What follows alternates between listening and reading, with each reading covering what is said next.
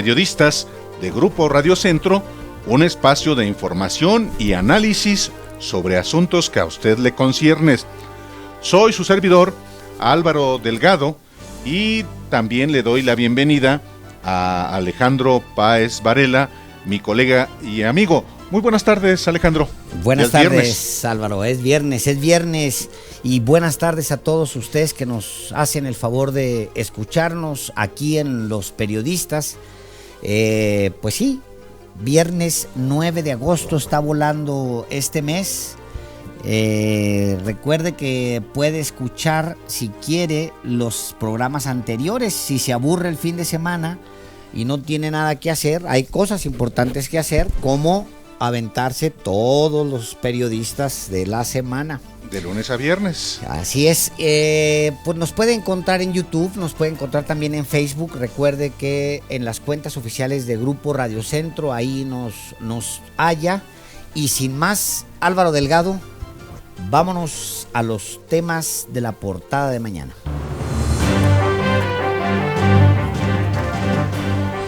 Y cuando son las 6 de la tarde con 2 minutos, resulta que luego de que ayer fueron abandonados 17 cuerpos en Uruapan, Michoacán, el presidente Andrés Manuel López Obrador reconoció que hay un desafío, pero advirtió que no se declarará la guerra a la delincuencia. Lamento mucho que se presenten estos hechos de violencia tremendos, que pierden la vida seres humanos, y además por la forma en que se realizan estos crímenes. Vamos nosotros a seguir combatiendo la delincuencia, pero no vamos a caer en la trampa de declarar la guerra, como lo hicieron en otros tiempos, que fue lo que nos llevó a esta situación de inseguridad y de violencia. Pero guerra sigue. En Veracruz reportan el hallazgo de 5 ejecutados en el municipio de Vega de Alatorre, apenas unas horas después de que localizaran 12 bolsas con restos humanos en maltrata. También en Veracruz, el colectivo Solecito da por concluidos los trabajos de búsqueda de cuerpos en la fosa clandestina más grande de todo el continente americano. Encontraron 298 cráneos y 22,000 restos humanos. ¿Y qué está pasando en Culiacán? Hoy fue localizado un cadáver sobre el que había pegados carritos de juguete, carritos de juguete en el pecho. Y es el quinto cuerpo, también con carritos de juguete en el pecho, hallado en la última semana. Las autoridades no han dicho absolutamente nada y la duda es que si alguien está haciendo una limpia, Álvaro. Efectivamente. Al menos 3 de los 7 linchados por una turba en Puebla antier eran inocentes. La Comisión Nacional de los Derechos Humanos pide investigar por qué las autoridades de ese estado, de Puebla, permitieron la tragedia que ocurrió frente a ellas. El asesino del Paso levantó los brazos de inmediato y confesó: yo soy el que disparó. Y luego, frente a la policía, detalló que iba específicamente por mexicanos. Rosario Robles, la exsecretaria de Sedesol y de Sedatu en el gobierno de Enrique Peña Nieto, paga 100,000 pesos para no ser capturada. ¿De dónde lo sacó? Si dijo que solo tiene 20,000 pesos en el banco. Y además está embargada, que no esa cuenta, Álvaro. Pues supuestamente está congelada. ¿De dónde se sacó los 100,000 pesos? Bueno, caray. Son las 6 de la tarde con 5 minutos y tenemos también una temperatura 17 grados, está fresquecito en el Valle de México, una tarde muy hermosa, despejada, ya comienza a caer la tarde. Y bueno, la pregunta del día la razonamos mucho tiempo, porque la primera idea, debemos reconocer, era quién es su expresidente más aborrecido. Y no, se la cambiamos. La pregunta de hoy es, ¿quién es su expresidente favorito? Y tiene que explicar por qué. Esa es la condición. Brevemente, por supuesto. Breve, claro. De lo bueno, breve. Y vamos a un corte. No se mueva, no le cambie, porque está intenso el viernes. Sí, pero le vamos a dar antes el teléfono. Cierto. El teléfono multilínea para que nos llame, para que nos diga quién es su expresidente favorito y por qué. 52 59 11 97. Llámenos de todo el país, o usted que nos escucha en otros países del mundo nos puede hacer llegar su respuesta a través de las cuentas. Pero que no manden de sus presidentes de otras partes del mundo. No, pues aquí es que sean nacionales presidentes mexicanos. ¿Cómo no? Vamos a un corte y volvemos.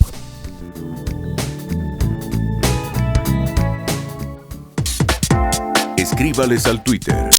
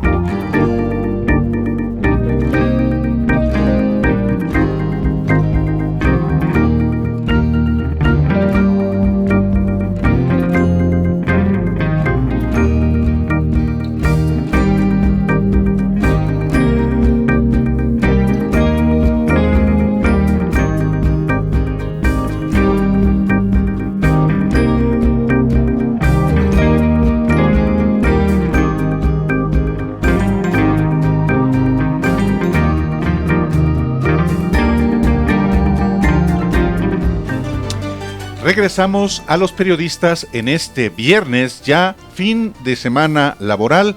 Gracias a usted que va conduciendo hacia su casa después de una jornada de trabajo, le vamos a estar informando aquí, le vamos a estar dando indicaciones sobre las condiciones viales de la capital de la República, del Valle de México. Y como siempre lo hacemos, le damos a usted las gracias por escucharnos y le damos también las gracias a nuestros compañeros que hacen posible este programa de los periodistas. En la operación técnica, Oscar Viñas y Fabricio Almazán. Muchísimas gracias, Oscar, Fabricio. En la redacción, Mónica Fuentes. En la coordinación de entrevistas, Georgina Monroy. Nuestras compañeras telefonistas, a las que también les damos las gracias porque reciben sus llamadas y escriben las respuestas a las preguntas que aquí le formulamos, son Alejandra Ávila y Socorro García. Y muchas gracias también a nuestro productor, Ángel Arellano. Gracias a todos ellos. Y vamos con Gaspar Betancourt, que es nuestro compañero reportero urbano. Muy buenas tardes, Gaspar. Adelante con la información. Buenas tardes, Álvaro, Alejandro. Una jornada complicada en cuestión de vialidad. Llovió de una forma muy intensa, lluvia acompañada con granizo en las inmediaciones de las alcaldías Cuauhtémoc, Gustavo Madero y Venustiano Carranza. Como consecuencia, encharcamientos de consideración sobre el circuito interior. Y este factor, aunado a la carga vehicular, es lo que mantiene muy lento el avance, tanto para quien deja el circuito interior en la zona de la Raza con dirección hacia Oceanía, como para quien se desplaza en el sentido opuesto. Se pueden utilizar como alternativas los ejes 2 y 3 norte, que en algunos momentos muestran mejores condiciones para el traslado. Y también sobre la avenida Oceanía ya encontramos importantes encharcamientos de circulación a vuelta de rueda, por lo menos del circuito interior y hasta las inmediaciones del Bosque de Aragón. Hay que manejar con muchísimo cuidado. El reporte que al momento les tengo. Muchísimas gracias, Gaspar Betancourt. Para todos los automovilistas que van circulando por esas zonas, muchísimas gracias. Hasta luego, Gaspar. Excelente tarde, hasta luego. Hasta luego. Y recordará usted que le contamos aquí estas terribles escenas colgados en puentes, embolsados, lanzados en la carretera, 19 cuerpos en Uruapan, Michoacán, una cosa terrible que sucedió hace apenas 48 horas. Pues bueno, por la mañana el secretario de Seguridad Ciudadana dijo que la Marina y policías de Guanajuato ya habían detenido parece que entre 14 y 15 personas vinculadas con estos hechos, pero las detuvieron en Guanajuato. Ahora, las autoridades de Michoacán, la Fiscalía específicamente de Michoacán, está solicitando a Guanajuato y al gobierno federal que le digan, pues, quiénes son, porque se supone que son los autores de esta súper tragedia. Vamos a ir con nuestra compañera Amanda Bautista. Ella nos va a dar el reporte. Bienvenida, Amanda. ¿Qué tal? Buenas tardes a ti, auditorio. Comentarte que tras el hallazgo de los 19 cadáveres en el municipio de Uruapan, Michoacán, en la zona se registra una fuerte presencia de corporaciones policiales que implementaron operativos de seguridad, mientras la población tratan de continuar con sus actividades normales. Pero bueno, con esta situación de estos 19 muertos, pues también comentarte que algunas de las calles el día de ayer por la noche se observaban solas y algunos negocios también prefirieron cerrar por el momento sus actividades normales. También informarte que ante las autoridades de la Fiscalía se han presentado familiares para identificar los cuerpos. Hasta el momento de 12 cadáveres han sido identificados y los cuales 4 ya han sido entregados a sus deudos para que les den sepultura.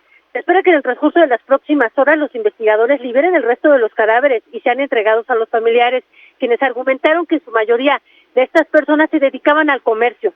También comentarte que así lo señalaron los familiares, que son personas que eran radicadas en la ciudad de Uruapan, de oficios diversos como cerrajeros, meseros, músicos e incluso las mujeres amas de casa, comerciantes.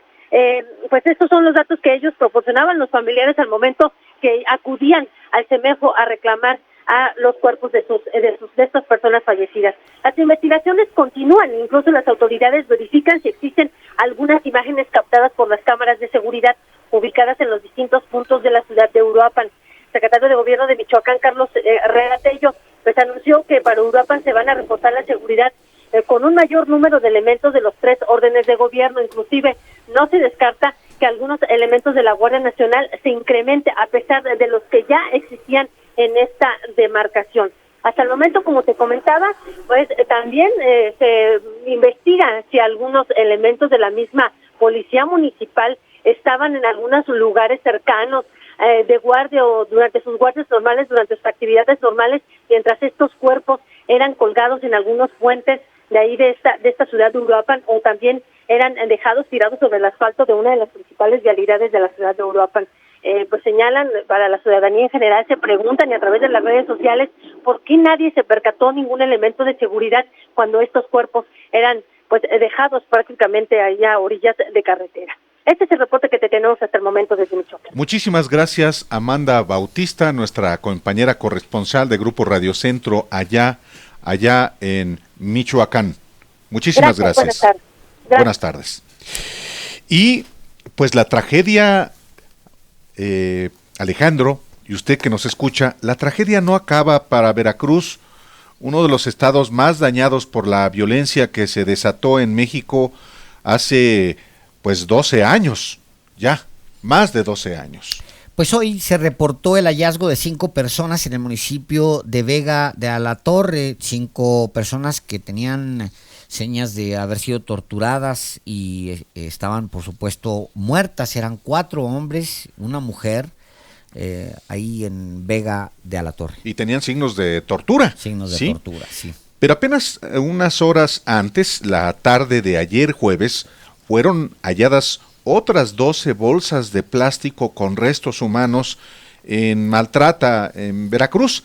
Estaban a un costado de la autopista Orizaba-Puebla, a la altura del kilómetro 243, en la localidad de El Conejo. Sí, y ayer familiares de desaparecidos de Veracruz dieron por concluidos los trabajos de búsqueda en la fosa clandestina más grande de América Latina y, por supuesto, y por tanto, del continente.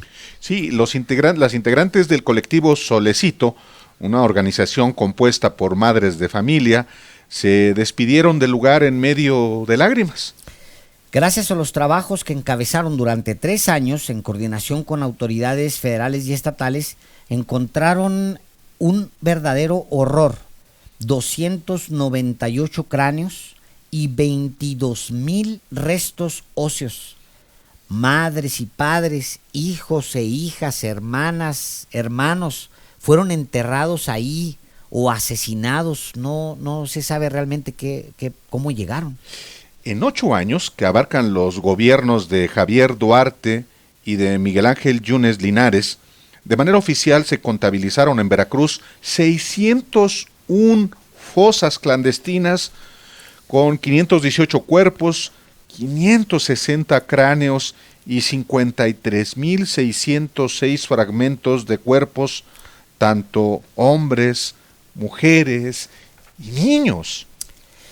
Y para hablar de esto, de toda esta labor, principalmente la labor que vienen realizando allá en Veracruz, vamos a hablar con Rosalía Castro Tos, que es la coordinadora del colectivo Solecito de allá de Veracruz. Bienvenida a los periodistas, Rosalía. Buenas tardes, muchas gracias. Muy buenas tardes, bienvenida a los periodistas. Le habla Álvaro Delgado, doctora. Muchas gracias, buenas tardes. Concluyeron pues ya con este enorme trabajo que ustedes realizaron durante los más recientes 3 años. Así es, el día de ayer concluimos en los trabajos de Colinas de Santa Fe. Nosotros iniciamos ahí un 3 de agosto de 2016 mediante un anónimo que recibimos el 10 de mayo del 2016. Y decidimos concluir después de una búsqueda exhaustiva el 8 de agosto, el día de ayer, precisamente porque el 8 de agosto se encontró la primera fosa en Colinas de Santa Fe sin saber todo lo que íbamos a encontrar. Un horror. Horror, tragedia, muerte, y desgarrador todo. Ayer ustedes se despedían, pues bueno, con lágrimas, porque pues al final lo que fueron destapando ahí pues son los hijos de alguien, los padres de alguien, los hermanos de alguien, todo lo que fueron encontrando ahí, pues es gente que en algún momento estuvo en libertad y que llegó ahí en condiciones pues que posiblemente nunca vamos a saber. Y cómo fue que ustedes se despidieron sus tareas y despidieron pues ese espacio simbólico en el que pues ya no queda más que el recuerdo, ¿no? Sí, pues mire, después de 3 años de estar ahí haciendo una búsqueda exhaustiva, haciendo más de 2,000 hoyos, sí, picando con la varilla, pues ya dimos por concluido, y teniendo la certeza de que no se quedara ahí ningún tesoro, ya el lugar está súper explorado, y pues bueno, ya es hora de explorar otros lugares, porque hay más fosas en Veracruz. Sí, nos despedimos con llanto, con alegría, con tristeza, sentimientos encontrados, porque pues sí, ya hay 22 identificados, algunos del colectivo Solecito Veracruz, otros de otros colectivos, pero pues valió la pena todo nuestro trabajo, porque por lo menos 22 familias tendrán un poco de paz en su alma y un lugar digno donde ir a visitar a ese hijo, a ese padre que un día le arrebataron la vida la delincuencia organizada. Creyó la delincuencia que iba a quedar en la impunidad, pues no, ya están saliendo a la luz, bendito Dios.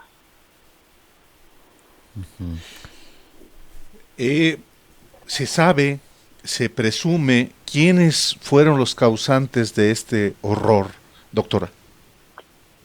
No, mire, hay dentro de las personas que han sido identificadas, muchos fueron de desaparición forzada y muchos fueron por la delincuencia.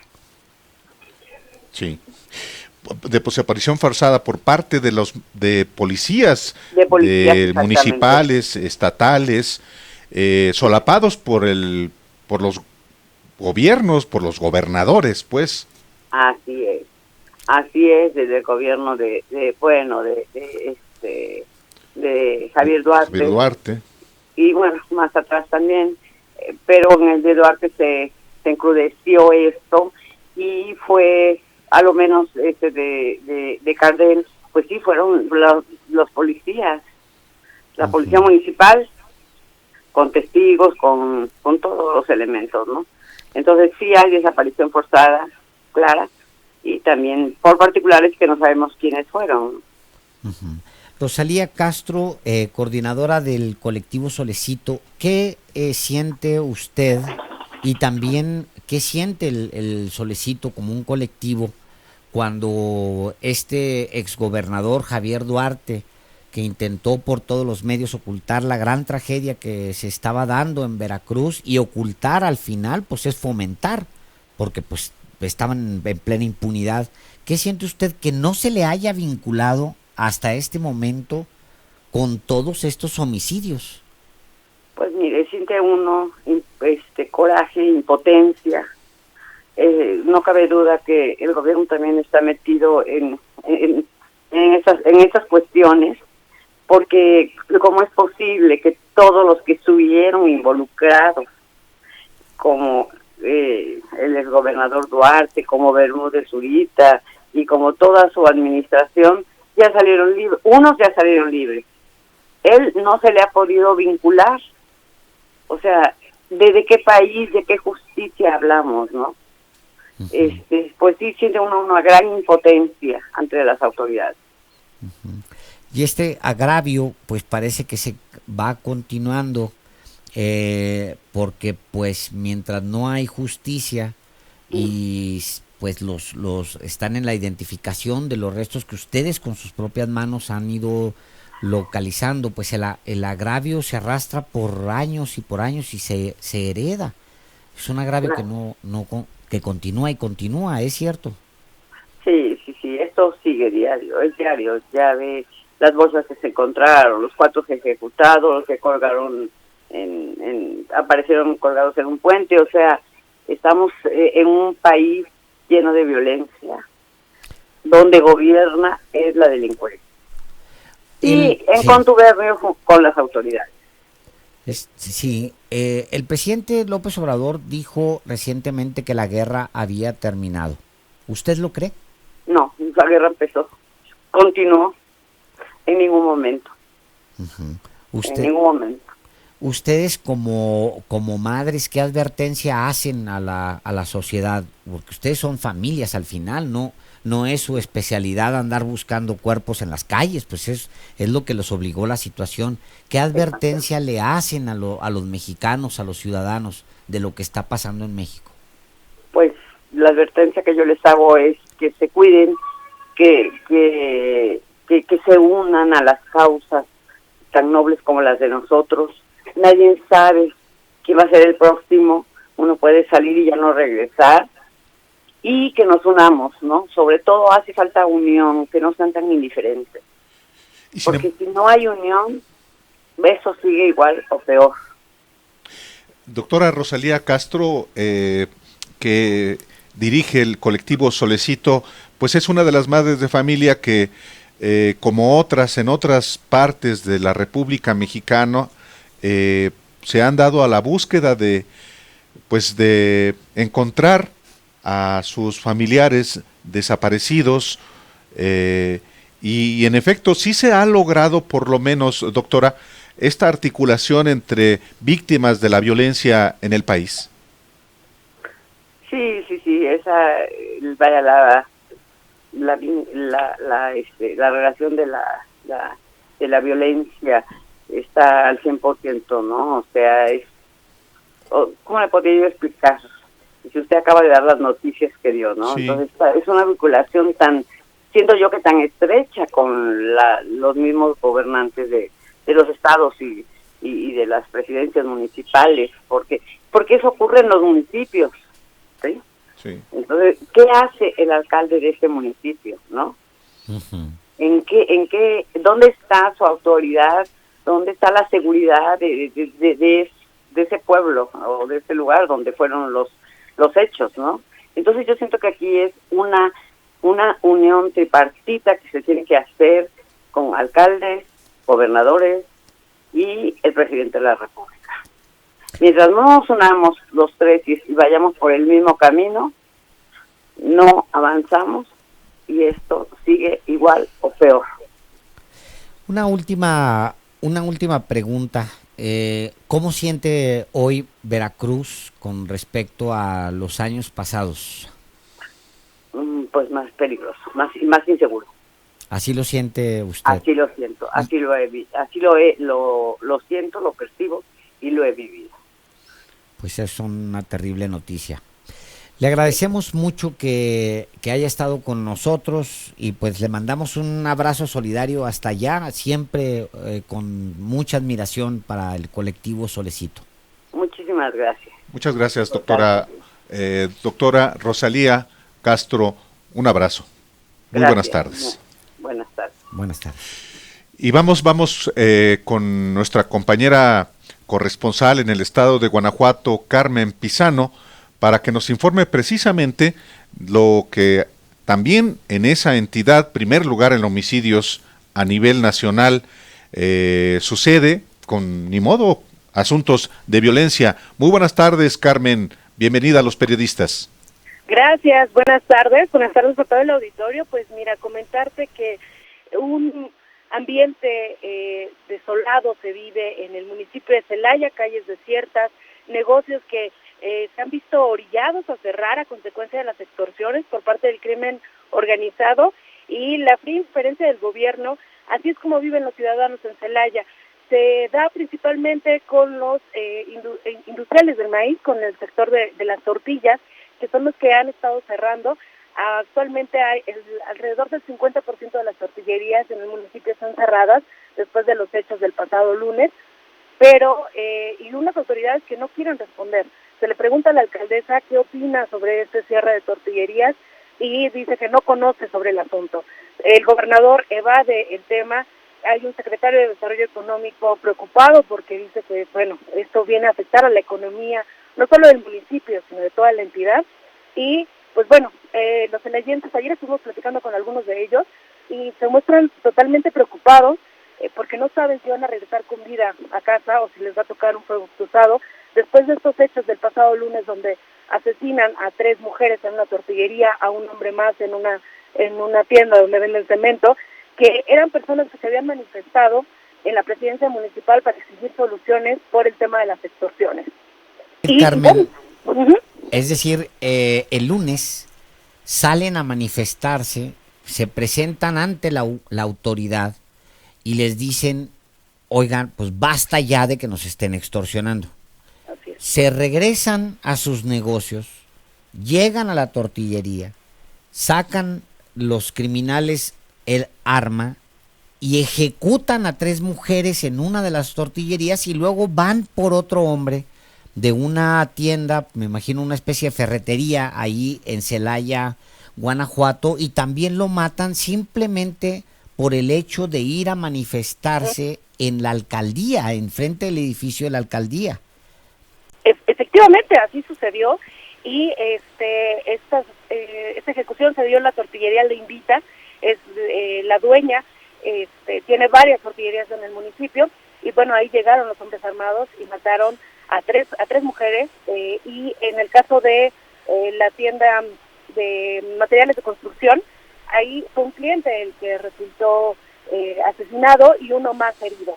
Entonces así fue como respondió el crimen organizado a la manifestación de los comerciantes que exigían seguridad y exigían la intervención de las autoridades. Y hoy Celaya está pues vacío, las calles solas, no hay tortilla, o sea, si ya le quitas a un ciudadano las tortillas, Álvaro Delgado, o sea, si ya no puedes ir a la tortillería, que es un producto tan mexicano como los frijoles y tan elemental como el agua para un mexicano, pues si ya no puedes ir a hacer la compra de 1 kilo de tortillas, ¿ya qué puedes hacer en Celaya? Claro. Carmen Pizano, y el gobernador Diego Sinue, que fue secretario de Desarrollo Social, es completamente omiso hasta donde él sé. Era del tema, o sea, no, al gobernador no se le puede preguntar el tema de seguridad, por eso nombró a una vocera en el tema que tiene el cargo de comisionada de la Unidad de Análisis y Estrategia en materia de seguridad, Sofía Huet, que Sofía Huet, bueno, pues se la pasa dando declaraciones que criminalizan, ¿no? Por ejemplo, a los habitantes de la comunidad Santa Rosa de Lima, y bueno, ¿Qué les dijo a los habitantes de ahí, de esa comunidad? Que es una comunidad donde sacan tenía el nombre para el cártel donde residía el Marro, el ¿no? Marro. Exacto, exactamente. ¿Y qué les dijo? ¿Qué les dijo a los ciudadanos de esa comunidad? Por ejemplo, cuando sale el tema hace prácticamente un mes, 3 semanas, que en un enfrentamiento, o así lo manejaron las autoridades estatales, un enfrentamiento donde muere un joven y otro más resulta herido, que después a través de una investigación periodística que se hace, resulta que presentaba signos de tortura. Lo que dice Sofía Huet es, nosotros no le creemos a esas fotografías, ellos son los que van y toman las carreteras, ellos son los que atacan a nuestros policías y por eso terminan asesinados, ¿no? Este tipo de declaraciones. ¿Y la averiguación previa en dónde está? Que presente una carpeta de investigación. La carpeta de investigación, como se le llama ahora. Yo que soy reportero policíaco viejo, hablando de averiguación previa. Pues no puedes decir eso como autoridad. Exactamente. Si presentas la carpeta y dices, bueno, aquí investigamos y efectivamente este señor estaba vinculado con el crimen organizado, me acuerdo mucho de una declaración que hace Felipe Calderón cuando empieza toda esta gran matanza. Me acuerdo mucho que Felipe Calderón le dice a Washington Post, el 98% de los ejecutados en México estaban vinculados con el crimen organizado. Sí, señor, pero ¿dónde están las carpetas? ¿Dónde están las averiguaciones? No te lo puedes aventar así nomás porque sí. Exactamente, y este tipo de declaraciones son constantes por parte de la comisionada de la Unidad de Análisis y Estrategia del Gobierno del Estado, y sobre seguridad el gobernador no habla. Cuando pasaron estos hechos en Celaya, el martes se presentan el secretario de Gobierno Luis Ernesto Ayala Torres, el fiscal general Carlos Amarripa Aguirre y el secretario de Seguridad Pública Álvaro Cabeza de Vaca en la presidencia municipal. Se encierran con la alcaldesa, la panista Elvira Paniagua Rodríguez, y después salen y dan lectura a un comunicado de 3 minutos, donde hablan de 5 acuerdos, donde básicamente es reforzar la seguridad con elementos estatales y promover la denuncia para que los comerciantes acudan ante el Ministerio Público a presentar la denuncia por extorsión. Pero Carmen Pizano, nuestra corresponsal en Guanajuato, el gobernador no da la cara, no habla sobre inseguridad y deja el tema al jefe de la policía y al fiscal carnal del gobernador, y a la que además han estado a cargo, en ese cargo, ya durante muchos años. Sí, Carlos Amarripa lleva 10 años y todavía le restan otro 8, porque bueno, acaba de ser ratificado como fiscal general por 9 años. Sí. Y Álvaro Cabeza de Vaca lleva prácticamente 7 años en la Secretaría de Seguridad Pública, en los últimos 7 años, donde Guanajuato ya se ha colocado en los primeros lugares por homicidios dolosos, ¿no? En los últimos años, a partir de la llegada de Álvaro Cabeza de Vaca a la Secretaría de Seguridad Pública y de Carlos Amarripa a la Fiscalía General. Sí.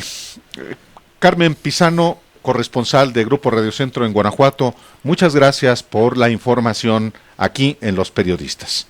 Gracias, hasta luego. Hasta luego. Pues aunque usted no lo crea, no hay tortillas en Celaya, Guanajuato. ¡Qué barbaridad! Vamos a un corte y regresamos.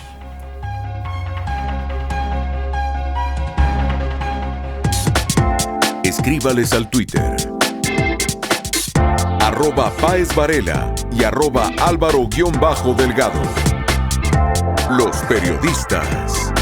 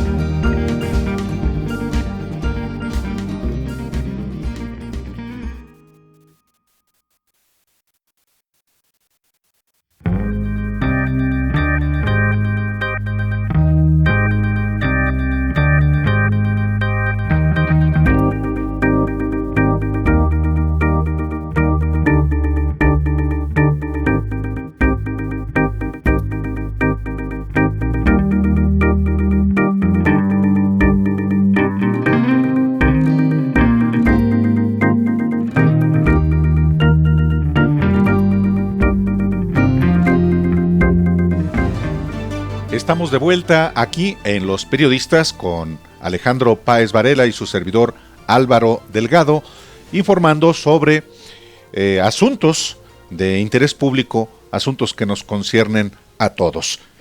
Ayer por la noche fue encontrado un joven asesinado en la colonia Villa Fontana, allá en Culiacán, Sinaloa. Parecería un caso más de la ola de violencia que sufre México, pero no, tenía pegados al cuerpo carritos de juguete. ¿Carritos de juguete? Pues sí, carritos de juguete pegados sobre el pecho y acomodados de manera cuidadosa por él o los asesinos. La víctima se llamaba Carlos. Pues bien, Carlos es el quinto individuo en una semana que aparece así, con carritos de juguete pegados al cuerpo. Pues, ¿qué está pasando en Culiacán? Estos 5 casos han desatado mucha especulación, por supuesto, pero también hay datos muy específicos. Las 5 víctimas presuntamente estaban involucradas en robos a mano armada en la capital sinaloense. Carlos, el quinto joven asesinado, fue captado en video cuando asalta a 2 mujeres y les roba una camioneta. Y el video se hizo viral. Las 2 mujeres huyen al ver lo sospechoso, pero no alcanzan a escapar de su mano. El hombre saca el arma, las amenaza y huye. Y ahora está muerto. Este es el México que vivimos. Ese es el México que vivimos. ¿Sí?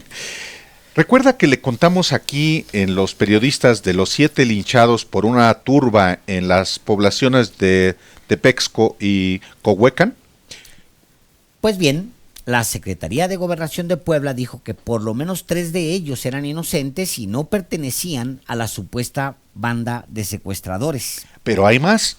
La Comisión Nacional de los Derechos Humanos dijo que distintas autoridades vieron la tragedia, pero no actuaron, y exigió al gobierno de Puebla, encabezado por Miguel Barbosa Huerta, que haga una investigación seria y profesional de los hechos.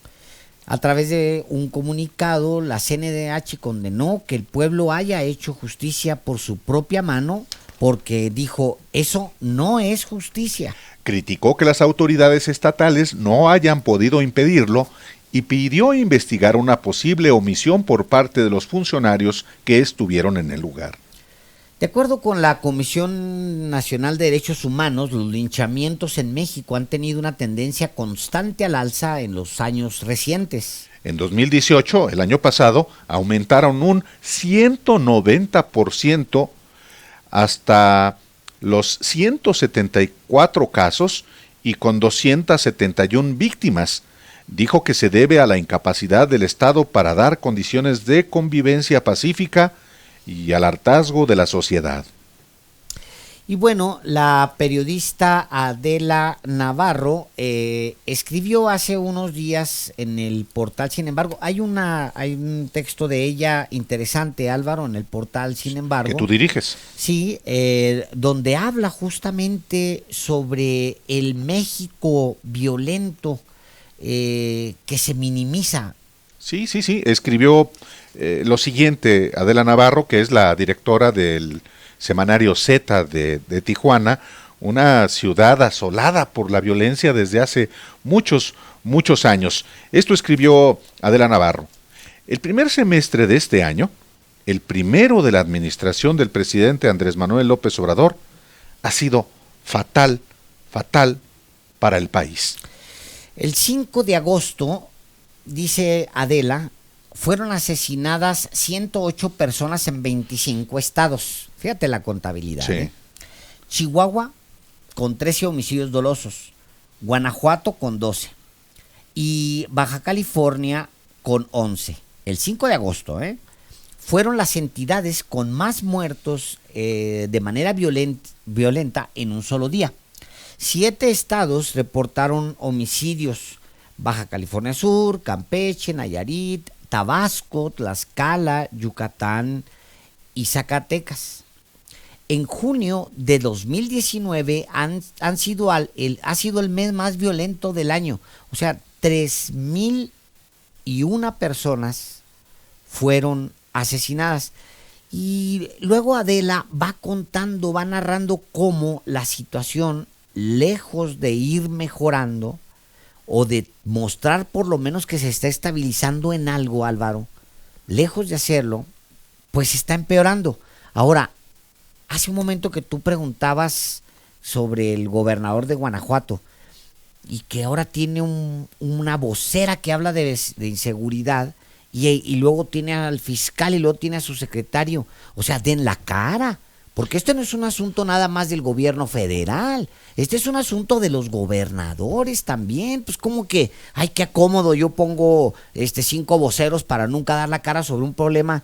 Vaya, dígale eso a las familias de la gente que asesinaron, que ya no va a dar la cara sobre asuntos de inseguridad, a Diego Sinoé, el gobernador de Guanajuato, y a todos en general, Álvaro. Sí, y precisamente tenemos en la línea a Adela Navarro, que es la directora general del semanario Z de Tijuana, Baja California, colaboradora de Sin embargo, que dirige mi colega y amigo Alejandro Páez Varela.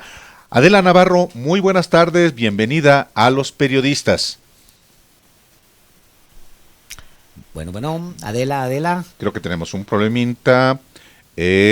No nos la pusieron aquí. Estamos tratando de enlazar a Adela Navarro. De regreso a uno de los temas que poco se tocan, Álvaro.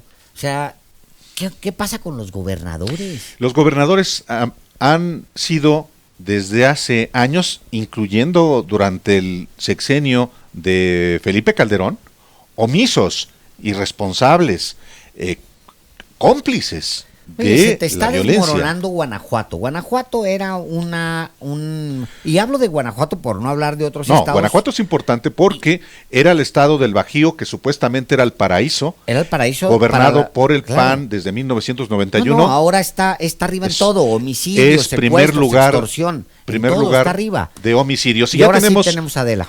Tenemos en la línea, ahora sí, a Adela Navarro, directora general del semanario Z de Tijuana, Baja California. Bienvenida a Los Periodistas, Adela, buenas tardes.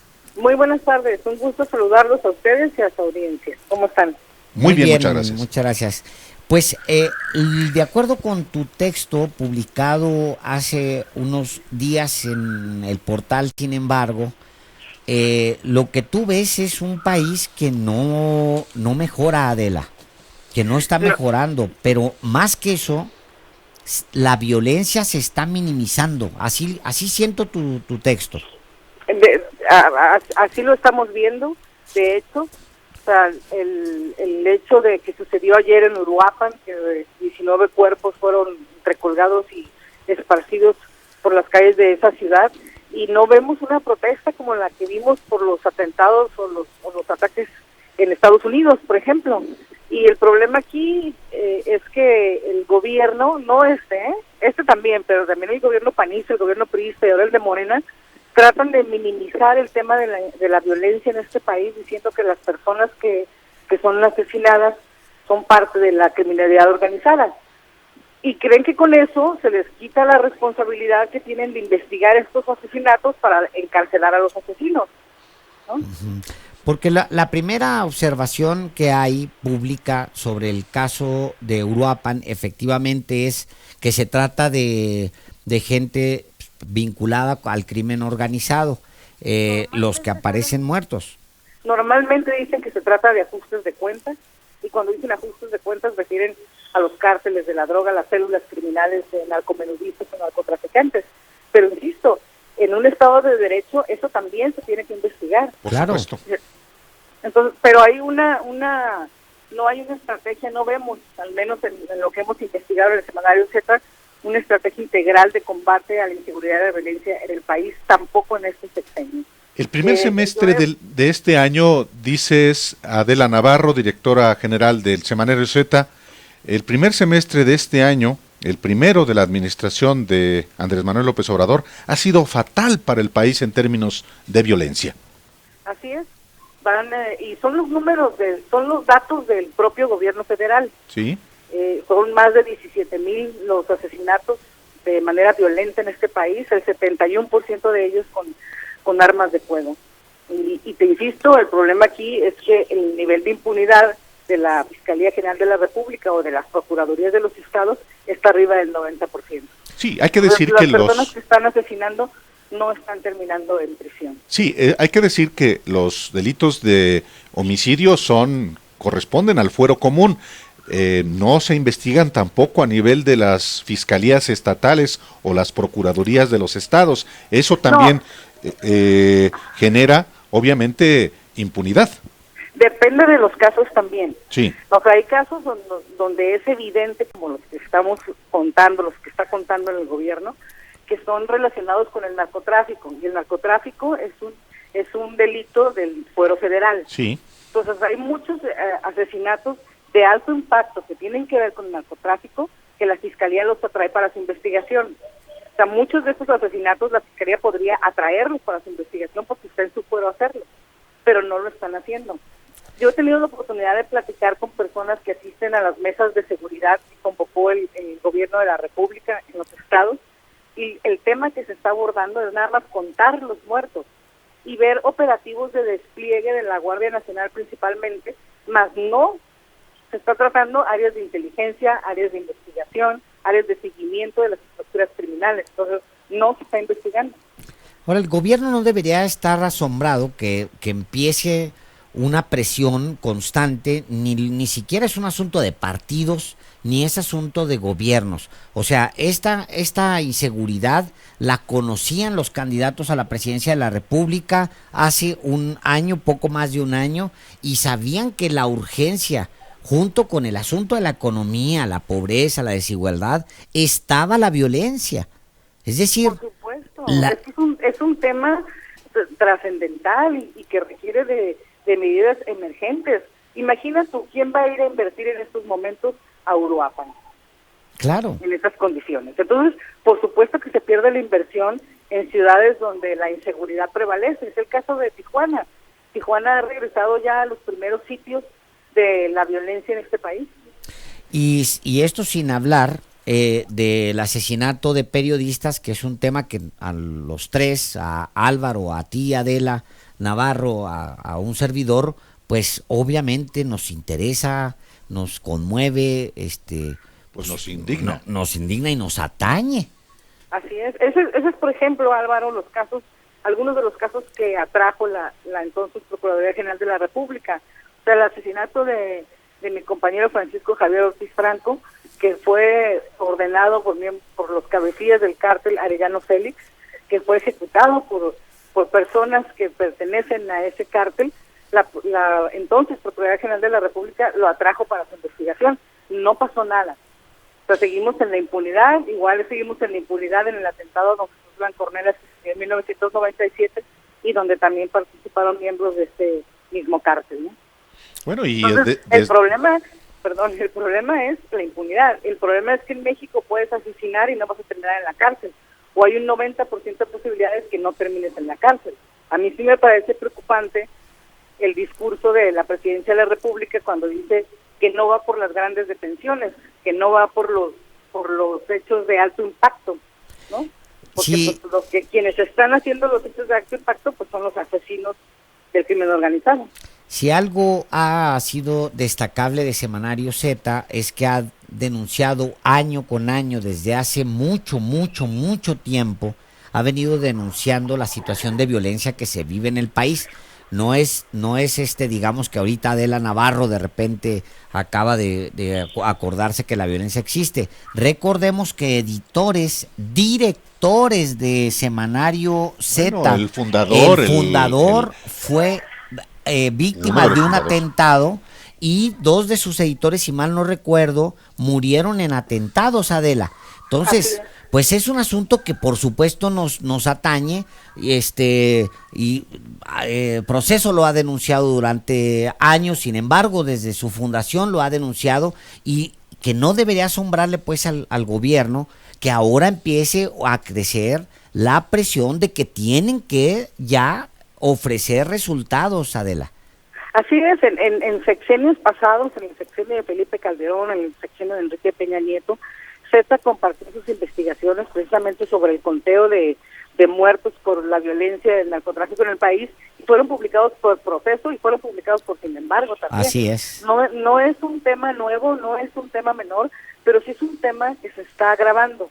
Es decir, ahorita tenemos, creo que 850 más asesinatos violentos que en el primer semestre de 2018. Entonces es un tema que evidentemente se está agravando, y se está agravando porque, insisto, a lo que hemos investigado nosotros, no vemos un plan de inteligencia, un plan de investigación para encarcelar a quienes permanecen en la impunidad, que son los asesinos de la criminalidad organizada.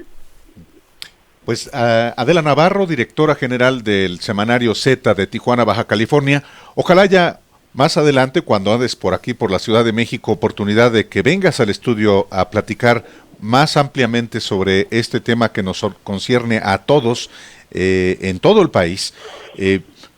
Muchísimas gracias por estar hoy con los periodistas. Con mucho gusto, muchas gracias y éxito a los dos. Gracias, Adela. Hasta luego. Buenas tardes. Vamos a un corte y volvemos a los periodistas.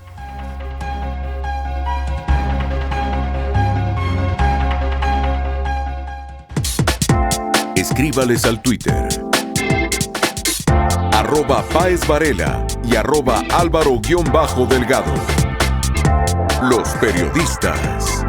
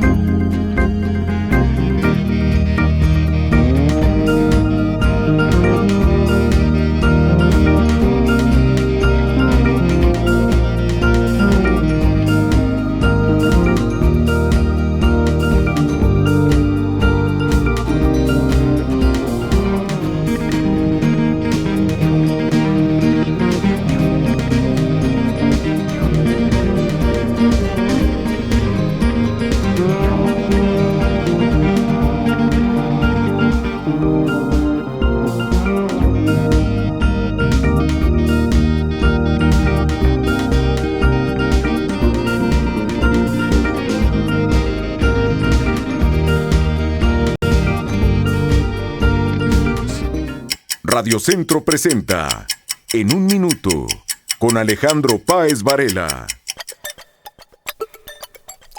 De norte a sur, el país es sacudido por la violencia. embolsados, ahorcados en puentes, ejecutados, desmembrados. El presidente dice que la guerra ha terminado, pero los datos dicen que se está recrudeciendo. Quizá no sea momento para negarlo. Quizá sea momento para ser honestos. Quizá lo mejor sea convocar a todos a hacer algo. Decir, hey, tengo un plan, pero va para largo. ¿Qué tal si hacemos algo entre todos ahora mismo para calmar a las fieras que se esconden en la sombra? No hay nada de malo en llamar a todos a lograrlo. De norte a sur y de sur a norte este país se desangra. Lo dicen los números y no deberíamos negarlo. No es un tema político, no es un asunto de partidos, no es para sacar raja o para joder a alguien. Algo se tiene que hacer y es al gobierno al que le toca organizarlo. Pero para convocar necesitaría reconocer que pasa algo. Lo único que no podemos hacer es ahorcar, desmembrar, ejecutar o colgar en puentes la esperanza. Se tiene que hacer algo. Radio Centro presentó En un Minuto con Alejandro Páez Varela. Escríbales al Twitter @PáezVarela y @Álvaro_Delgado. Los periodistas.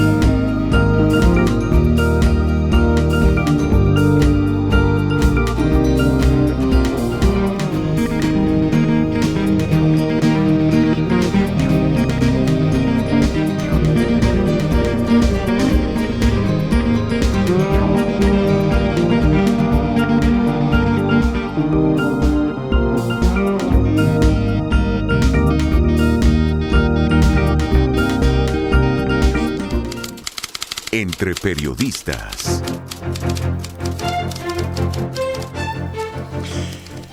Bienvenidos una vez más a Los Periodistas con Alejandro Páez Varela y su servidor Álvaro Delgado. Bueno, resulta que un periodista será el próximo embajador ante la Santa Sede allá en el Vaticano, en la capital de Roma. Se trata de Alberto Barranco Chavarría, un hombre de larguísima trayectoria en el periodismo, que estudió periodismo precisamente en la escuela Carlos Septién García, aunque también estudió filosofía en la UNAM. Se inició en el periodismo en 1969 en la revista Señal y desde entonces ha trabajado en numerosos medios como El Universal, que publica su columna Empresa, en la revista Proceso también, en Radio Centro mismo, gran cronista urbano. En 1983 recibió el Premio Nacional de Periodismo y bueno, aquí nos dio el privilegio de acudir a esta cabina donde también él transmitió durante años en esta empresa Grupo Radio Centro. Bienvenido. Muchas gracias, Álvaro. Muchas gracias, Alejandro. Muchas gracias, maestro. ¿Ya está listísimo para irse al Vaticano? Pues ya casi, más o menos la intención es salir por ahí del 10 de septiembre. Vale, ¿le va a tocar dar el grito allá en la Santa Sede? Pues sí, esa es la intención de estar ahí en las fiestas patrias, aunque probablemente no haya ceremonia de grito, porque el que está de embajador interino, que es el que reconoce la Santa Sede hasta que yo no entregue mis papeles, las cartas credenciales, él no quiso, pues creyó que yo me iba a sentir mal si él daba el grito y yo estaba allá, lo cual es absolutamente falso. O sea, yo no me viera, en nada me altera si él daba el grito. No soy gente con ese tipo de telarañas en la cabeza, ¿no? Pero en fin, se decidió eso y ya no hay forma de ir más atrás. Pero sí tenemos en puerta algún trabajo, algún simposio, algo tenemos que hacer, porque el día 21 de septiembre se cumplen 27 años de la reanudación de relaciones entre el Vaticano y nuestro país, desde la época de cuando Carlos Salinas de Gortari reformó la ley de cultos o la ley de instituciones religiosas y culto público. Maestro, usted tiene una de las carreras más versátiles que yo conozco, porque pues hemos compartido incluso páginas, decíamos hace un momento, de economía.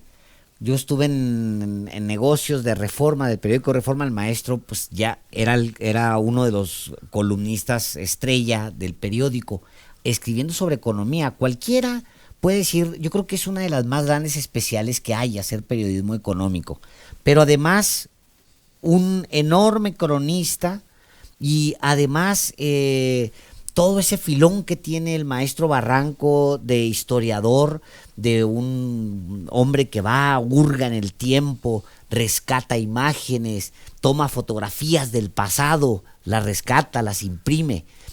Ese tipo de periodista tan hábil, que hay pocos de verdad, siempre en la historia de un país, ahora va a la Santa Sede a una tarea donde yo jamás me la habría imaginado, salvo obviamente es otra de sus ramas, que también es este filón suyo, que seguramente le viene de la filosofía, su acercamiento con las religiones. ¿Cómo se da? Efectivamente, es una cuestión que yo no había esperado. Puedo decir públicamente, yo no pedí el cargo, ni tampoco luché por él, ni lo insinué, ni ninguna de ese tipo de cosas. El presidente Andrés Manuel López Obrador tuvo a bien decir, ¿no? Incluso la oferta que me hizo a través de Marcelo Ebrard era que yo escogiera 2-3 embajadas que me pusieron en la mesa, pero que el presidente le interesaba que yo fuera a la Santa Sede. En consecuencia dije, no, está bien. Pero francamente yo es una cosa que no esperaba. A partir de entonces, esto viene desde febrero, cuando se me dio a conocer eso. No podía yo externarlo en virtud de que pues hay que guardar las formas. Hay un proceso en que interviene la Secretaría de Gobernación, le entrega al legislativo, el legislativo determina si soy viable o no. Por fortuna pasamos por unanimidad en la comisión permanente, pero en todo ese proceso yo no podía decir nada, pero sí me puse a estudiar de fondo en todo este tiempo todo lo que es el escenario del Vaticano, cómo se manejan sus secretarías de Estado, cómo es su gobierno del Vaticano, y desde luego lo que yo sí conocía desde antes, que es el manejo de todo lo que es la iglesia, sus diversas, desde las secciones, derivaciones, órdenes religiosas y demás. Yo soy católico, he sido director de la revista Señal, que era una revista cristiana. Fui 2 veces, salí y después me volvieron a llamar. Director, fui presidente de la Asociación Nacional de Jóvenes Católicos, la ACJM, y bueno, pero finalmente yo me declaro católico, sí, pero evidentemente tengo respeto por todas las religiones, soy ecuménico y al mismo tiempo, se lo dije en la reunión de la Comisión Permanente, soy juarista. Comprendo absolutamente, me tenga clarísimo cuál es el laicismo, en qué se ha fundamentado el laicismo que distingue a nuestro pueblo después de una lucha terrible, claro, que costó tantas vidas. Claro. Entonces, es la primera vez, yo no registro, quizá mi memoria es corta, pero un periodista en labores de embajador, no sé si Francisco Luis Guzmán, pero yo no registro un periodista embajador, y menos embajador ante el Vaticano. Por supuesto, pasaron muchos años en que no había ninguna relación, pero un periodista embajador. ¿Recuerda usted alguno? Yo creo que sí, en el camino Federico Barrera Fuentes, que era el decano es verdad, de la prensa de la crónica de la parlamentaria, él fue embajador. Pero bueno, hay mucha gente, desde luego yo no me comparo con escritores también para muchos escritores que han llegado. Escritores sí. Que han llegado ahí como embajadores. Ahora, una cosa muy importante es que en el Vaticano han llegado puros gente que no es de carrera diplomática, salvo el último que estuvo muy poco tiempo. Él sí era de carrera diplomática, pero todos los demás han sido gente que no tienen nada que ver. Desde el primero que nombró Salinas. Desde el primero fue Agustín Telles Cruces, sí, que entró como, vamos a decir, como para abrir la cancha. Y una vez que ya se reanudan las relaciones, el primero fue el profesor Enrique Olivares Santana. Sí. Después vino la época de los panistas y ahí, bueno, pues sí, gente muy arraigada en el catolicismo que enviaron los panistas. Luis Felipe Bravo Mena. Por ejemplo, Francisco Estrada Sámano. También Francisco Estrada Sámano, cuyo origen es Agustín de Iturbide. Exactamente, desde ahí viene la raíz, así es. Pero usted ya platicó con Andrés Manuel López Obrador. He platicado con él por teléfono nada más, voy a platicar con él directamente para que me diga exactamente qué es lo que quiere que hagamos ahí. Porque es un gobierno particular, es un gobierno de izquierdas, que también es un gobierno laico, pero también es un presidente que simpatiza muchísimo con el cristianismo, por lo menos no sé si sea, creo que no es católico. Es católico. No lo tengo tan claro, pero lo que sí tengo claro es que es un hombre que simpatiza muchísimo fuerte con el cristianismo en particular. Sí, bueno, aquí hay que tomar en cuenta primero que el Papa, como jefe de Estado del Estado Vaticano, bueno, pues tiene un reconocimiento a nivel de lo que representa un Estado muy pequeñito, 44 hectáreas, pero con una influencia tremenda. Entonces, eso le da un valor como un jefe de Estado importante. Y el Papa mismo mantiene la dualidad de ser el jefe o el representante de 1.313 millones de católicos que hay en el mundo. Eso le da una fuerza moral también muy importante. Entonces, lo que buscamos es un acercamiento a través del cual se profundicen ciertas coincidencias que tiene el gobierno de López Obrador con la Santa Sede y en especial con el Papa en materia de derechos humanos, en materia de respeto a los propios derechos humanos, en materia de protección a los indígenas, a la gente discapacitada. Desde luego un tema importantísimo es el de migración. Ahí tenemos que buscar algunos acuerdos a nivel bilateral que el Papa y el propio país los eleven a nivel multilateral. Esa es una de las cuestiones importantísimas que tenemos. Hay muchas coincidencias en cuanto a austeridad, así como el presidente actual no quiso vivir en Los Pinos, el Papa tampoco quiso vivir en la residencia que le tocaba, que era mucho más suntuosa que el departamentito donde ahora está. Ahora, hay cuestiones que no se pueden romper. Por ejemplo, los protocolos del Vaticano son muy estrictos. Cuando el embajador se reúne con el Papa en una ceremonia, por ejemplo, la entrega de las cartas credenciales, tiene que ir de frac. Entonces, a mí no me cabe en la cabeza ponerme un frac en un país que esté en austeridad, y tampoco es mi talante, no. Pero se tiene que dar. Pero tengo que hacerlo porque claro. Hay cuestiones que la Iglesia mantiene firmes, pero hay otras que han ido avanzando. La personalidad misma del Papa, un Papa además de origen argentino, que estuvo en la cárcel, que vivió la dictadura en su país, y un presidente de México con una característica del líder social por décadas, hacen que esta relación en la que usted va a estar intermediando, digamos, la hacen muy peculiar, hasta en la solicitud de perdón que el presidente de México le hizo al Papa de manera formal también. Sí, bueno, en ese asunto la intención mía es profundizar sobre realmente qué fue lo que pasó. Y ahí hay una figura muy importante, que es el doctor Miguel León Portilla. Creo que es importantísimo que se ventile la obra, sobre todo la Visión de los Vencidos, de Miguel León Portilla ahí, para que se vea la otra realidad, sin llegar a un asunto de que firme un documento donde la Iglesia es responsable. Creo que eso no nos llevaría a nada, pero sí nos llevaría a algo que se sensibilice qué fue realmente lo que ocurrió. O sea, sabemos, en Europa se sabe la historia desde el punto de vista de los vencedores. Bueno, vamos a ver qué fue el grito indígena cuando ocurrió ese tipo de cosas. Creo que es un buen momento para ventilar eso, y a mí me gusta también otro aspecto, que es la intervención de la Iglesia Católica, en especial la Santa Sede, en conflictos difíciles en el país. Por ejemplo, cuando se da la Revolución Cristera o el movimiento cristero, sí, bueno, vienen los arreglos entre el gobierno y la jerarquía católica en México. El 26 y el 29, se dan el 29. Entonces, en ese marco viene la intervención de la Santa Sede para terminar los arreglos que a los que estaban, los grupos rebeldes, no les gustaron, porque finalmente los dejó indefensos.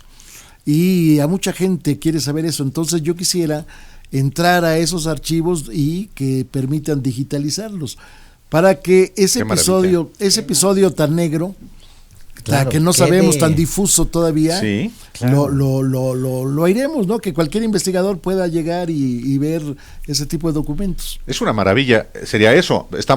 Vamos hacia al siglo de que estalló precisamente la Guerra Cristera en 1926 en México.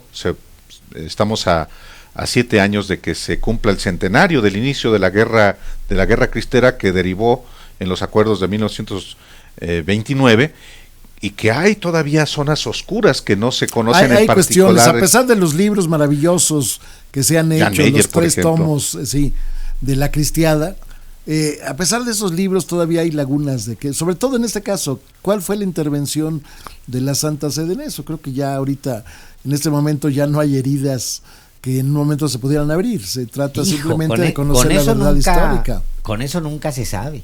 Pero vamos, se trata de exponer con documentos cuál es la realidad, ¿no?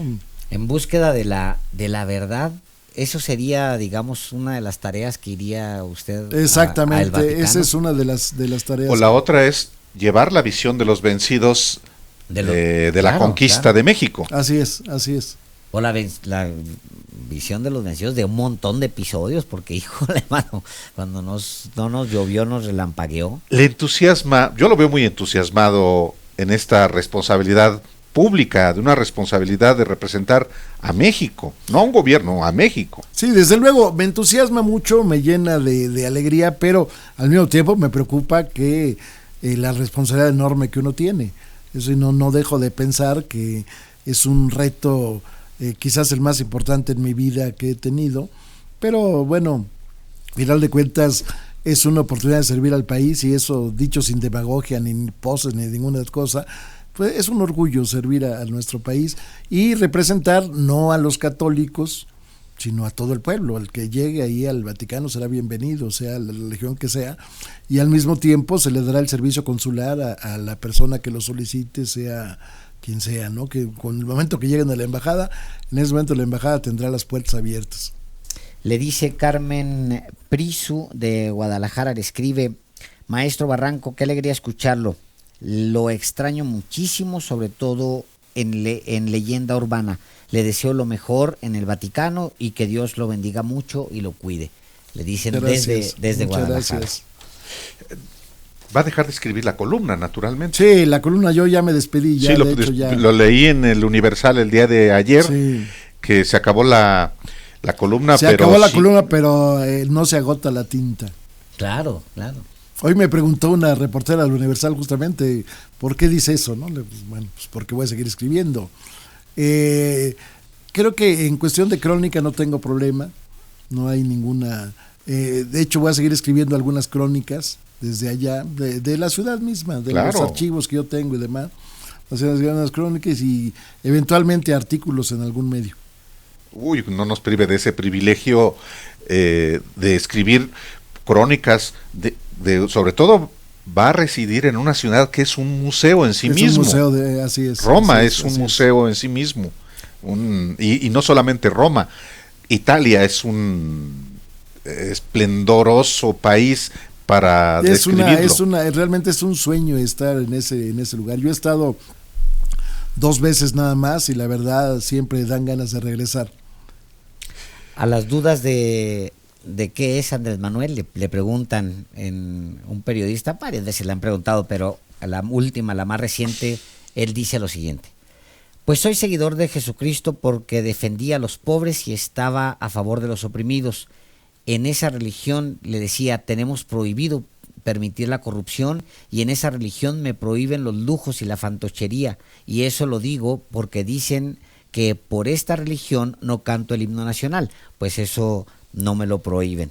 Eso es lo que dice, así se define Andrés Manuel López Obrador. Un día me contó López Obrador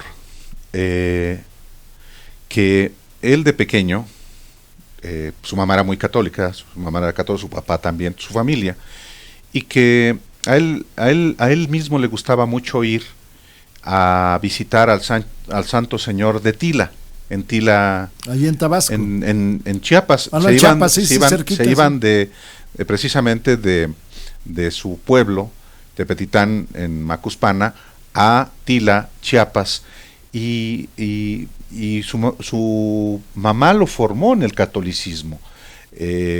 Entonces, usted mismo es católico, no esconde su creencia, nunca lo ha hecho, y eso, por supuesto, le permite tener un conocimiento mucho mayor de esta responsabilidad que tiene ahora ante la Santa Sede, que es como se define precisamente al Vaticano. Sí, yo desde hace mucho tiempo había insistido ante autoridades en que se promoviera el turismo religioso. ¿Qué es el turismo religioso? Bueno, por ejemplo, las comunidades de Estados Unidos, las México-estadounidenses, podrían tener la posibilidad de venir y recorrer la ruta de los santuarios, con alguna explicación al calce y todo este tipo de cuestiones que serían. Entonces, eso también lo voy a promover en el Vaticano, ese tipo de visitas, que es otro tipo, no es el turismo a veces de la gente rica que viene a las albercas y a los mares, sino es otro tipo de gente, pero también es valioso pues recuperar esos sitios, sobre todo integrándolos en una ruta. El Niño de Atocha, la Virgen de San Juan de los Lagos, la Virgen de San Juan de los Lagos, la Virgen, la que era la capitana, la coronela, la de Zapopan. Pero además hay otra, la capitana, que era la Virgen de los Remedios. La Virgen de los Remedios, por supuesto, en Naucalpan. Que enarbolaba Miguel Hidalgo a la Virgen de Guadalupe, y los españoles enarbolaban a esta Virgen que la trajeron los españoles. Entonces era como lucha entre una contra otra. Cuyo santuario está en Naucalpan. En Naucalpan, así es, exactamente. Y está el otro santuario en Zacatecas del Santo Niño de Atocha. El Santo Niño de Atocha, que es muy, muy socorrido también, sí. En Fresnillo, Zacatecas, efectivamente. Es buena idea. De alguna manera también en Jalisco se ha explotado. En Jalisco hay 2 santuarios muy relevantes, además de la de San Juan de los Lagos, la Virgen de Zapopan. La Virgen de Zapopan, sí, como no, y la de Talpa. La de Talpa. La de Talpa. Sí. Pues va a ser vamos a tener un embajador de lujo gracias. El Vaticano, no solamente por la personalidad misma de usted, maestro Barranco Chavarría, sino porque es del gremio, es de los periodistas. Muy bien, pues muchas felicidades, maestro. Muchas Barranco. gracias. Muchas felicidades y muchas gracias por estar aquí en Los Periodistas. Encantado de estar con ustedes, Alejandro, Álvaro, muchas gracias. ¿Qué le va a decir a Andrés Manuel López Obrador ahora que lo vea? Que estuve con Álvaro y con... No le va a decir, no, eso no se portan bien. Sí. Ahí me lo saluda. Yo lo conozco hace también muchísimos años. A mí no me ha ofrecido ninguna embajada. Yo le diría que no. Ya lo estás diciendo en público, te la van a ofrecer. Vamos con la sección de Bianca Estrada, con sus recomendaciones.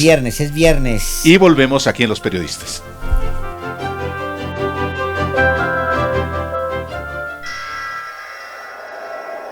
Ahora, en Los Periodistas, les recomendaré 5 producciones documentales que narran crímenes que trascendieron por la manera en que fueron perpetrados y que están disponibles en Netflix.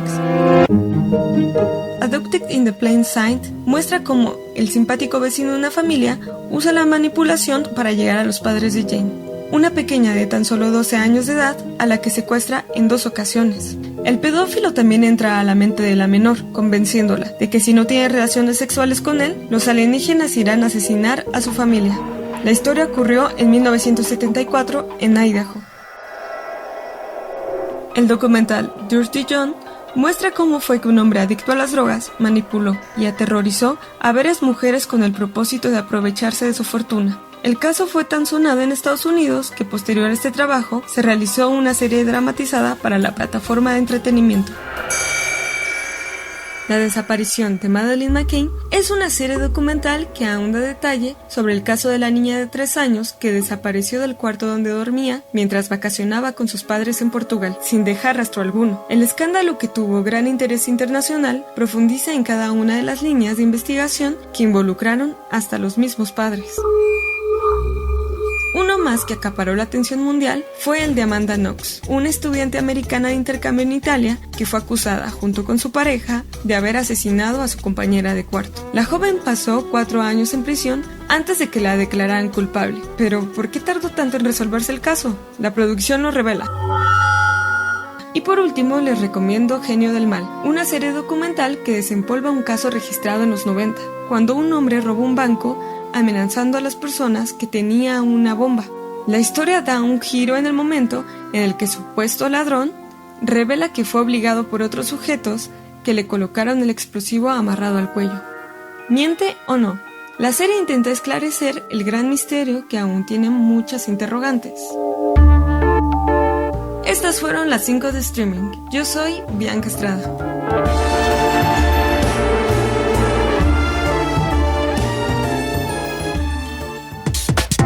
Escríbales al Twitter @PáezVarela y @Álvaro_Delgado.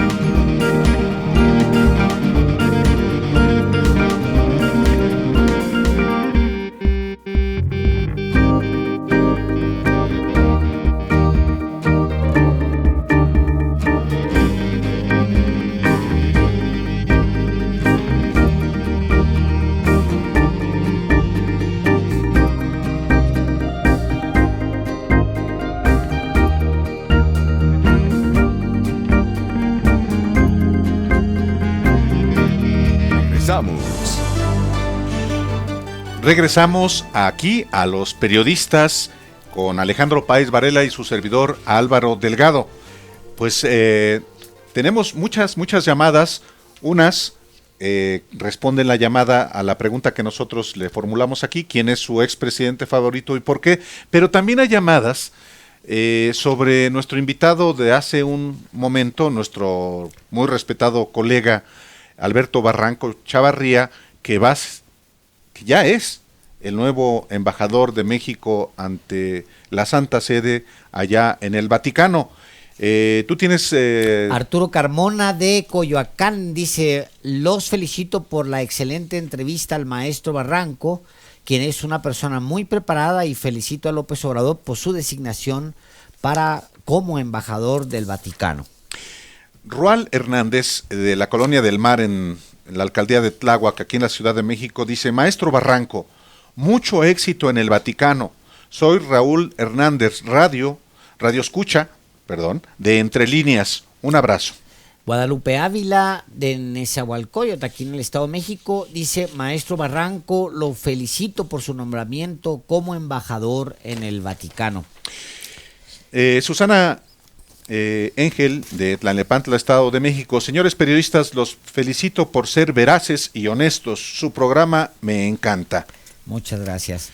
Y bueno, hoy le preguntamos quién es su expresidente favorito, y también le revelamos que nuestra intención no era esa pregunta, sino quién es su expresidente más aborrecido. Pero nos fuimos tranquilos, es viernes, Álvaro. Claro. Y dijimos: ¿quién es su expresidente favorito? Cuéntenoslo. Y hay respuestas. Sí. Pero a ver, antes de las respuestas, Gabriela González de Guadalajara, ya en Jalisco, mi tierra, dice: señores periodistas, mil felicidades por los programas que nos regalan tarde a tarde y los extraños sábado y domingo. Caray, déjenos descansar. Gracias. Pero qué bueno, gracias. Y de Héctor Steines de Tlalpan, aquí en la Ciudad de México, nos dice que ha analizado o analizando los crímenes que se han suscitado en distintos estados, ha llegado a la conclusión de que los gobernadores están implicados. Y un saludo a mi paisano, que es de Tijuana, en realidad paisana, que es Adela Navarro, que estuvo aquí con nosotros. Claro. Florencia Jiménez, de la colonia Moctezuma en Venustiano Carranza, nos dice: Peña ha sido el mejor expresidente. Ah, qué bonito. Ya que no permitió que hubiera un fraude. Qué bonito. Antonio Hernández de la Magdalena Contreras, aquí en México, la Ciudad de México: mi expresidente favorito fue Adolfo Ruiz Cortines, porque fue el único que dejó a México en números negros. México jamás cambiará si no cambia su sistema de justicia. Juan Carlos Mora de Miguel Hidalgo nos dice: mis tres mejores presidentes son Porfirio Díaz por la visión que le dio a México como país, Benito Juárez por sus reformas y Lázaro Cárdenas por la expropiación petrolera. Luis Martín Guevara de Catepec dice: señores periodistas, el mejor presidente que hemos tenido fue Zedillo. Bueno, en Twitter también nos hacen llegar sus respuestas. José Luis Sánchez dice: señores periodistas, creo que no revisan esta cuenta, la de Periodistas Grupo Radio Centro. Entonces, ¿para qué la anuncian? ¿Y para qué quieren que la sigamos y que les escribamos a la misma? Participo a ver si es cierto lo anterior. Es obvio que preguntan de los pasados. No me decido por Juárez o Cárdenas porque ambos hicieron historia. Dice Alejandro Ochoa también en esa misma cuenta. Dice: Lázaro Cárdenas del Río por la expropiación del petróleo. Johan nos dice: contemporáneos, Calderón y Salinas son unos psicópatas enfermos de poder, Fox un ratero inútil y vulgar. Así que tendría que decir que Peña, su mayor pecado fue ser un pip. Además, se puede decir que Videgaray era el presidente y las risas nunca faltaron. Carajo. Y bueno, sobre el colectivo describen aquí nos escriben en YouTube, nos escriben, no, este es en Twitter, dice: Sofía, @cortina de nube, nos dice: dolorosa la entrevista a una de las madres del solecito. José Oscar Lule Ramírez, también por Twitter, nos dice: la pregunta pienso que debería ser quién fue el menos corrupto, Hugo Zamudio, Salinas, porque robaba y dejaba robar y mantenía el equilibrio, Jorge Tapia, su mejor expresidente favorito, Porfirio Díaz, sin duda, por todo lo que hizo para el país.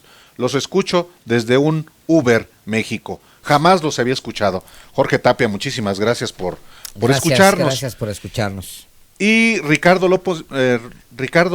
López Montes de Oca, de Héroes de la Revolución, en Naucalpan, Estado de México. Mi presidente favorito es López Obrador, porque a pesar de que ha aumentado la violencia, sigue siendo el más popular. Y David Dueñas, de Toluca, Estado de México, nos dice: mi expresidente favorito es Domerito Juárez, por la restauración de la República y las reformas. Los felicito por la coordinación que ya tienen y la seriedad que le dan a sus noticias, pero lo que más me gusta es que no hay música de fondo. Ándale. Muy bien. Muy bien. Bueno, pues vamos con nuestro compañero reportero urbano, Oscar Lara. Buenas tardes, Oscar. Adelante con la información. Hola, ¿qué tal? Un gusto saludar a Alejandro también, un gusto saludar a los periodistas. Bastante lluvia cayó en la zona norte de la capital. En esos momentos ya no llueve, al menos en la parte del bosque de San Juan de Aragón, también parte de la avenida 608 y la avenida central Carlos San González, así como en el aeropuerto capitalino. Sin embargo, quedó con encharcamientos y quedó con pavimento mojado, así que manejar con mucha precaución. Tráfico importante en esta tarde a través de la avenida Calzada San Juan de Aragón. Van a encontrar problemas para quien deja atrás la zona de Indios Verdes, de la avenida de los Insurgentes, y para llegar justamente hacia esta zona de el bosque de Aragón. A través de la avenida 608, detenida la circulación a vuelta de rueda a partir del circuito interior y para llegar hacia la avenida 412, y para quien se dirige hacia el aeropuerto capitalino, bastante tráfico también sobre el circuito para alcanzar el cruce con el eje 1 norte y la calzada de Ignacio Zaragoza. El reporte que les tengo. Oscar Lara, muchísimas gracias por tu reporte. Muy buenas tardes, hasta luego. Seguimos felices, buenas tardes. Y bueno, vamos hoy a platicar también, es viernes, con nuestra compañera Rita Varela. Rita Varela es especialista en asuntos financieros y trabaja ahí contigo, Alejandro Páez Varela. En realidad es periodista económica y es subdirectora de Sin embargo, efectivamente. Rita Varela, muy buenas tardes, bienvenida una vez más a Los Periodistas. Buenas tardes, Álvaro. Buenas tardes, Alejandro. Mucho gusto estar con ustedes. Gracias. Fue una semana de pues complicadita. El peso estuvo muy presionado. Y hay datos nuevos. ¿Cómo la viste tú, Rita Varela? Pues mira, Alejandro, es una semana sin duda marcada por la guerra comercial entre Estados Unidos y China, y marcada por los coletazos que se dan a ambos, ¿no? Primero cerramos la semana pasada con el amago de aranceles de Trump a China, y China contesta con una mini devaluación para iniciar la semana. El Banco Central de China responde con una mini devaluación, y ahí los mercados de todo el mundo se vienen para abajo. Obviamente el peso se apresiona, el peso llegó a estar a casi 19.8 esta semana, y un día después el Banco Central chino rectifica, y bueno, estamos cerrando hoy a 19.40, pero con muy malas noticias, porque hoy justo hay una declaración de Trump en que dice que no tienen acuerdo, no está listo para llegar a un acuerdo, y dice: han sido 25 años de abuso. Entonces no estoy listo y no voy a ir rápido de ninguna manera.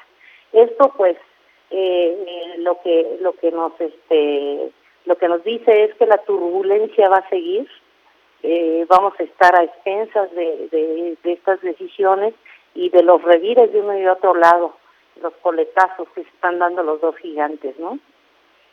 Porque sí estamos, y nosotros estamos en situación vulnerable, pues porque al final somos muy socios, tenemos una dependencia brutal de uno de esos dos que se están agarrando del chongo, Rita.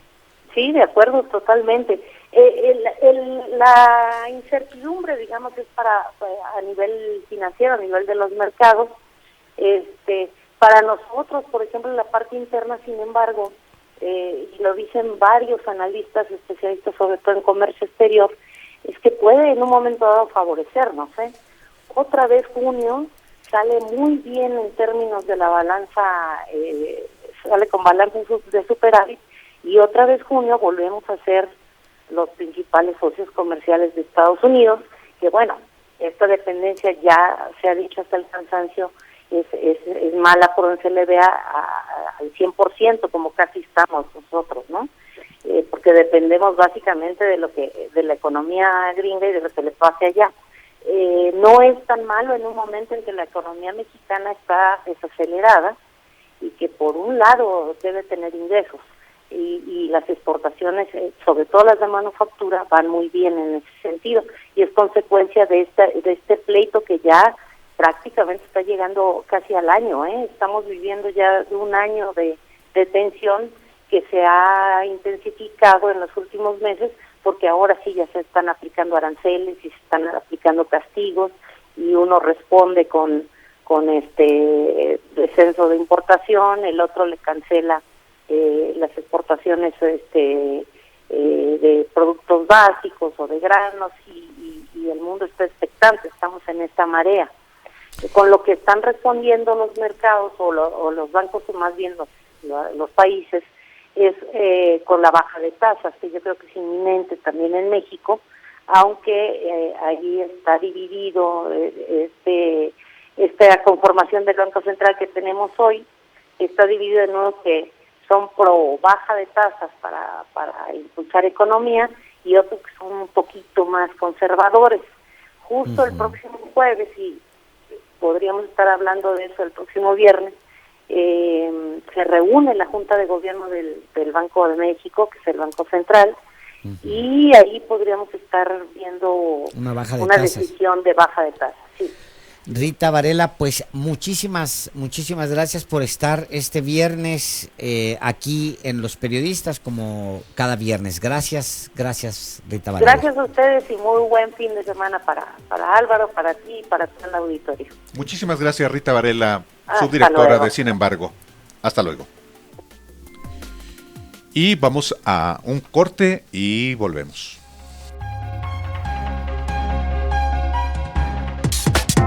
Escríbales al Twitter @PáezVarela y @Álvaro_Delgado. Los Periodistas.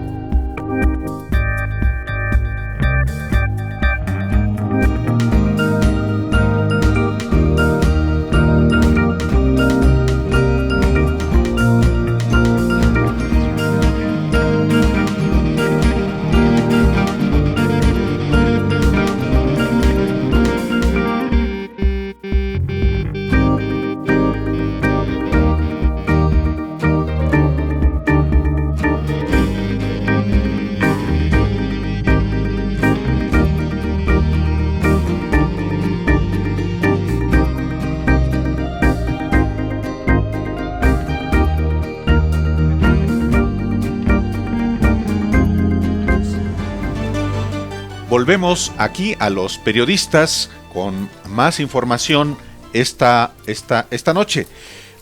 Pues resulta que Patrick Crusius, el sospechoso de haber matado a 22 personas durante el tiroteo en un Walmart de El Paso, Texas, confesó que su objetivo era disparar contra mexicanos. Las autoridades informaron que el hombre de 21 años de edad, acusado de perpetrar el mortal tiroteo en una tienda Walmart en El Paso, Texas, confesó después de rendirse y dijo que su objetivo era atacar a mexicanos. Y pues, ¿qué cree? Que se filtraron datos de la chica que fue abusada sexualmente por 4 policías de la Ciudad de México. Caramba. Así como lo oye, se filtraron los datos personales de ella y la chica obviamente ya desistió de la denuncia en contra de estos 4 policías que están señalados de haberla violado.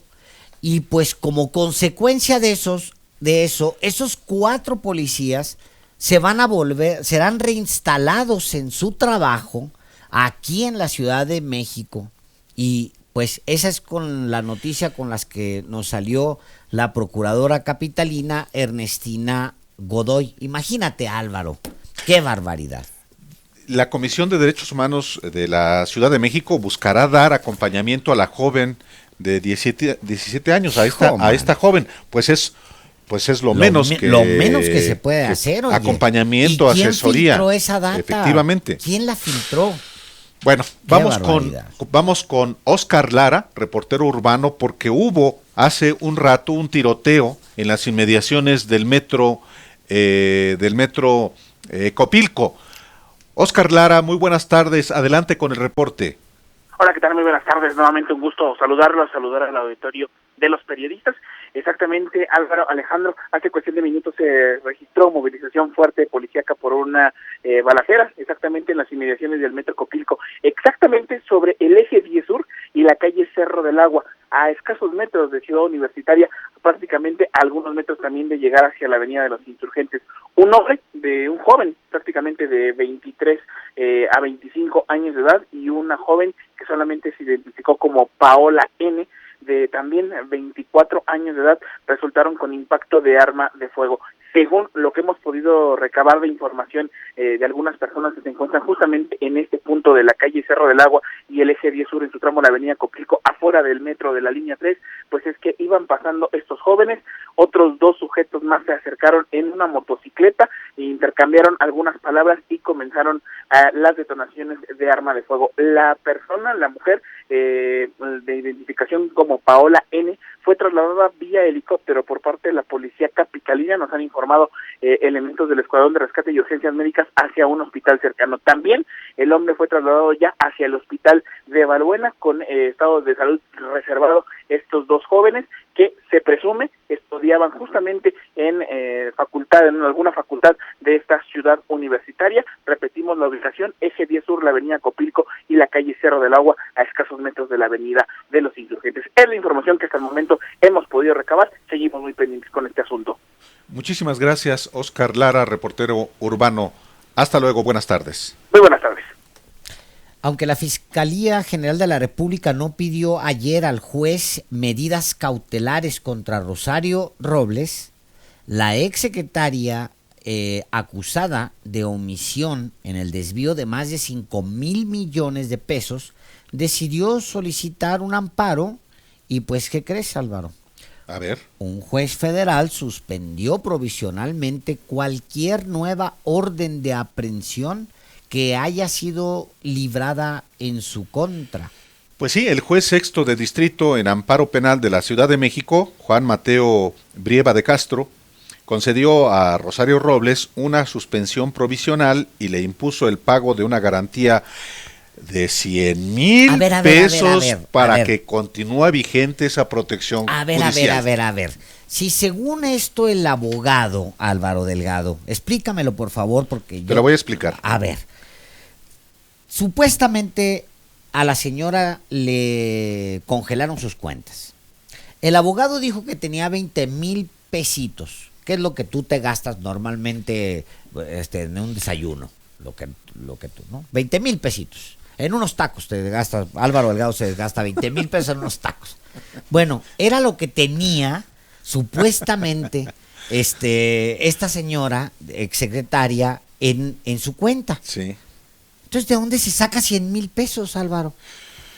Mira, dice hoy el abogado de Rosario Robles le dijo a Julio Hernández López, Julio Astillero, en su programa de 1 de la tarde a 3 de la tarde, que vive muy modestamente. Ah, qué bonito. Que vive al día. Válgame el señor. Textualmente dijo que Rosario vive al día. Pues sí, entonces, ¿de dónde sacó esos 100,000 pesos? No, ya, Álvaro, ya me convenciste. No, sí, dale dinero.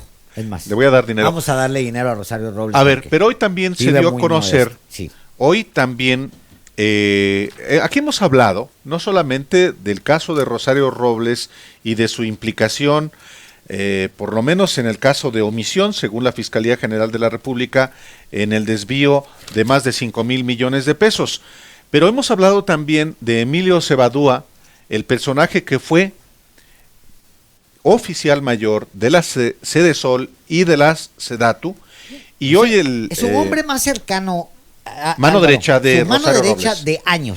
de años. No solamente Emilio Cebadúa, sino el hermano de Emilio Cebadúa fue el hombre de los dineros de Rosario Robles como jefa de gobierno.